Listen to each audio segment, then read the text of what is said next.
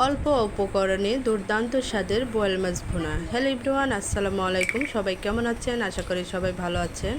আপনাদের দোয়ায় আমিও ভালো আছি। এই যে বন্ধুরা, আমি রান্নাঘরে চলে আসলাম। চুলায় আমি কড়াই বসিয়ে দিয়ে পরিমাণ মতো তেল দিয়ে দিলাম। তেলটা গরম করে এর মধ্যে আমি পেঁয়াজ কুচি দিয়ে দিলাম আর দিয়ে দিলাম কয়েকটা কাঁচামরিচ ফালি করে। এখন এটা আমি নেড়ে ছেড়ে দিচ্ছি। বোয়াল মাছটা আমি পেঁয়াজ দিয়ে ভুনা করব, তাই আমি এখানে একটু বেশি পেঁয়াজ নিয়েছি। আমার পেঁয়াজটা যতক্ষণ লাল না হয় ততক্ষণ আমি ভেজে নেব।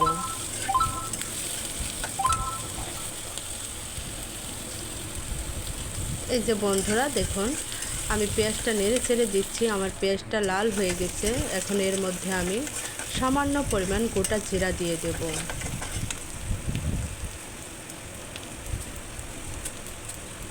জিরাটা আমি দিয়ে দিলাম। এখন নেড়ে ছেড়ে এর মধ্যে আমি মশলাগুলো দিয়ে দেব। আমি এক হাত দিয়ে ফোন ধরে আছি আর এক হাত দিয়ে ভিডিও করছি, রান্না করছি বন্ধুরা। তাই দেখুন আমার মশলাটা বাটি থেকে পড়ছে না। আমি আবারও বাটিটা নিচে রেখে আমি আবার মশলাটা তুলে আবার দিয়ে দিলাম। এর মধ্যে আছে 1 চামচ ধনে গুঁড়া, 1 চামচ মরিচের গুঁড়া, অল্প পরিমাণে জিরা বাটা আর পেঁয়াজ বাটা, হলুদের গুঁড়া, লবণ। এই মশলাটা দিয়ে আমি এটা রান্না করেছি। মশলাটা দিয়ে আমি সামান্য পরিমাণ জল দিয়ে এখন আমি মশলাটা ভালোভাবে কষিয়ে নিচ্ছি। ঢাকনা দিয়ে ঢেকে আমি মশলাটা কষিয়ে নিলাম। দেখুন বন্ধুরা, মশলা থেকে কত সুন্দরভাবে তেল ছেড়ে দিয়েছে। এখন এর মধ্যে আমি মাছগুলো দিয়ে দেব। এই যে বন্ধুরা, আমার বোয়াল মাছ আমি কেটে ধুয়ে পরিষ্কার করে এখন আমি রান্না করে নিচ্ছি। আমি মাছটা যেহেতু ভুনা করব, তাই আমি ভাজি নাই, আমি রান্না করলে ভেজে নিতাম। এটা কষিয়ে রান্না করব, সেজন্য আমি মাছটা এমনিতেই দিয়ে দিলাম।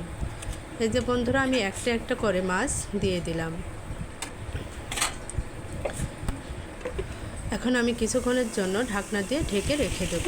আমি মাছটা আবারও একটা একটা করে উল্টিয়ে দেব, কারণ এই মাছটা খুবই নরম।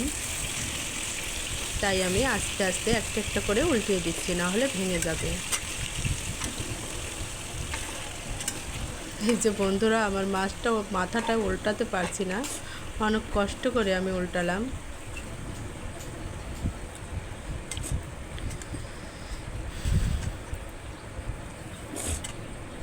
এই যে আমার মাছটা উল্টানো কমপ্লিট। এখন আমি আবারও কিছুক্ষণের জন্য ঢাকনা দিয়ে ঢেকে রেখে দেব।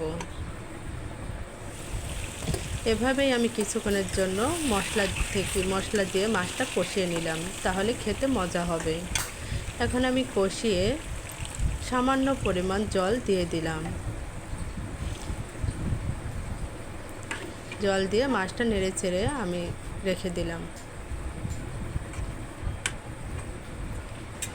এই যে বন্ধুরা দেখুন, আমার মাছে পলক চলে এসেছে। এখন আমি কিছুক্ষণের জন্য ঢাকনা দিয়ে রেখে দেব।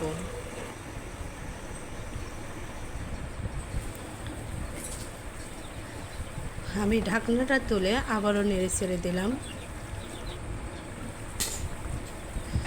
এই মাছটা এতটাই নরম যে কোনো মুহূর্তে ভেঙে যাবে, তাই আমি খুব সাবধানে রান্নাটা করছি।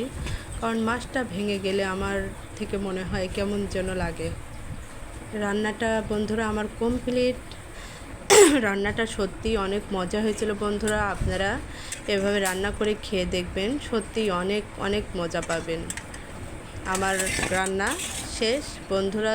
ভালো লাগলে অবশ্যই পাশে থাকবেন, লাইক কমেন্ট করে আমিও আপনাদের পাশে থাকব। এই যে বন্ধুরা দেখুন, আমি মাছটা উঠিয়ে নিচ্ছি।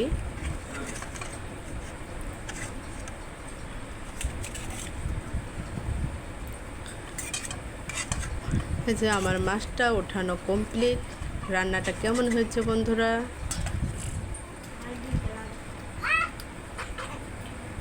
সবাই ভালো থাকবেন, সুস্থ থাকবেন।